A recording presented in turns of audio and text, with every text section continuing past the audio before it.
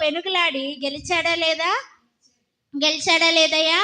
గెలిచాడు. చాలా గొప్పగా గెలిచి దేవుని యొద్ద నుండి ఆశీర్వాదాన్ని పొందుకున్నాడా లేదమ్మా? చాలా కన్నీరు విడిచి పోరాడాడనమాట. దేవునికి విసుకొచ్చిందంట. దేవునికి ఏమొచ్చింది?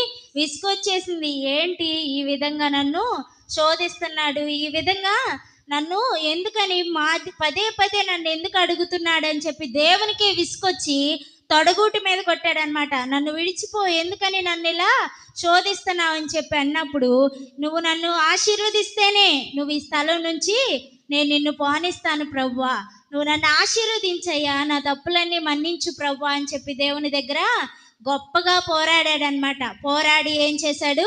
గెలుపుని సాధించుకున్నాడు.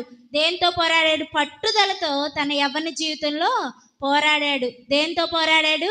పట్టుదలతో పోరాడాడు. ఒక విషయంలో ఆనాడు ఎస్తేరు రాణి కూడా పట్టుదలతో పోరాడింది. పట్టుదలతో పోరాడింది. పట్టుదలతో ప్రార్థన అనే ఆయుధంతో పోరాడింది. తన జాతిని రక్షించుకొని గొప్ప గెలుపును ఆమె జీవితంలో పొందుకుంది.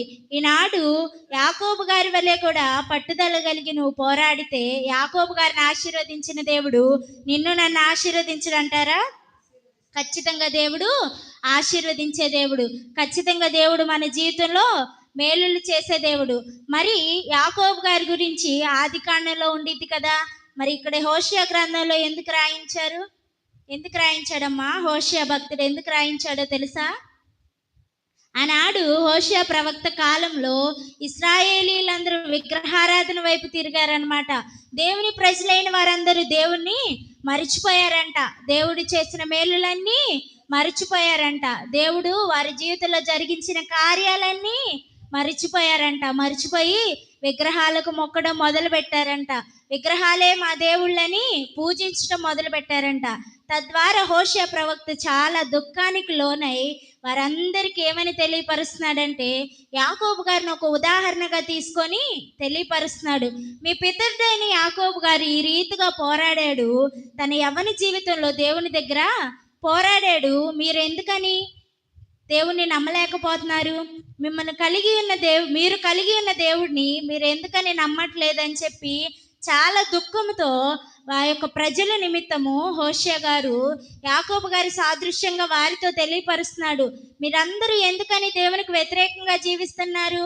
దేవుని మార్గంలో ఎందుకని మీరు నడవట్లేదు?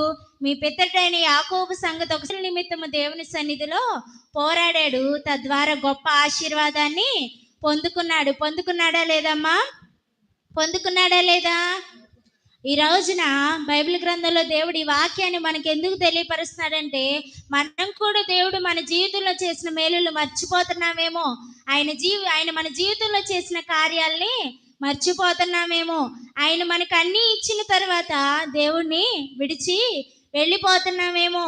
అందుకని దేవుడు ఈ రాత్రికాల సమయంలో మనల్ని మనం పరిశీలన చేసుకోమని వాక్యం ద్వారా దేవుడు మనతో మాట్లాడుతున్నాడు. ఏమని? మీరందరూ ఎందుకు ఇలా ఉంటున్నారు? మీ పితరుడైన యాకోబు ఏ రీతిగా పోరాడాడో ఒకసారి మీరు జ్ఞాపకం చేసుకోండి. తను కలిగి ఉన్న బలహీనతలన్నీ దేవుని దగ్గర ఒప్పుకున్నాడు, తద్వారా గొప్ప ఆశీర్వాదాన్ని పొందుకున్నాడు. కన్నీటితో పోరాడాడు. ఏం చేశాడు? కన్నీటితో పోరాడాడు. తను బాల్యం నుంచే, చిన్న బిడ్డగా ఉన్నప్పటి నుంచే పోరాటం నేర్చుకున్నాడు. దేంతో? చాలా పట్టుదలతో పోరాడాడంట. ప్రార్థన అనే ఆయుధాన్ని పట్టుకొని పట్టుదలతో పోరాడాడు.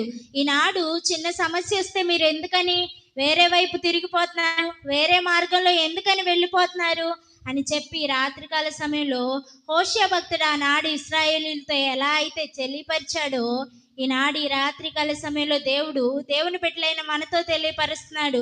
మీ అందరూ దేవుని కార్యాలను చూసినంత కాలము దేవుని యందు విశ్వాసం కలిగి ఉన్నారు కదా, ఇప్పుడు ఎందుకని దేవుని యందు విశ్వాసాన్ని విడిచిపెట్టారు? ప్రార్థన అనే ఆయుధంతో పట్టుదలగా ఎందుకని ప్రార్థన చేయలేకపోతున్నారు?